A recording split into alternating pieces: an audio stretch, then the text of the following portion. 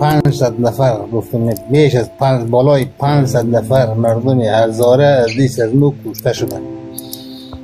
مربوط از این جریانی که ما بودیم از حاصل جنگ های داخلی که صورت گرفته از ولایت غزنی تا مرز گرزگان بیش از 500 نفر جوان هزاره از دیس نو کشته شدن. خلاص که ها را کشتیم، که ها را صبر که ها را کشتیم.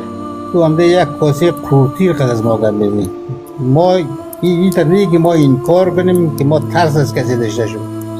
ما وقت قتل 500 نفر را که مگیم که یعنی توسط زمین جان کشته شده، تو مگه یک کاسه قورتیر تو برادر حالی ترس خورد چی شد این کار کردی که خان نیه. ما بچه ترس نیم هم وقت هایی که باید ما بیان نوگیم نقیصه دیگه خان نیم. بله در دوران گروگرایی که در اونجا بوده یک در مردم ها برورده بندی شده چپ شده در زندان زیر تب مرده. اون از جمله وزد کل نفرهای مامور ساق بودن به نام روشن در زندان به سنگ ماشه اینیوینچ در زیر تب مردن.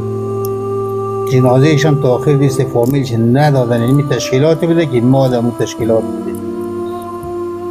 تو چی مگی؟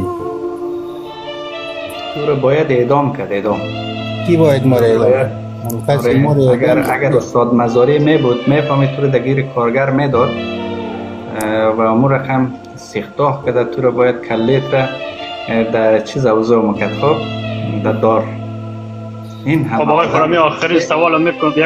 یک درش و دخترش است سرش تجاوز جنسی هم میکنه. یک تجاوز جنسی در خانواده به ظلم ستم آقای طها که خودش از سنگسولاخ است وارد است. در وقت هم سر شکایت شدن که چون سیستم نظامیگری بودن، منطقه آشوب بودن، منطقه حزبگرایی حرکت و آقای جمعیت و حزب وحدت و حزب اسلامی با آقای رهبری آقای عباسی و آقای واسق اینا، آقای طها در منطقه میگشتن، حتی دستور میدن که چه نانی بر ما پخته کنید. حتی تجاوزهای جنسی به خانواده شده.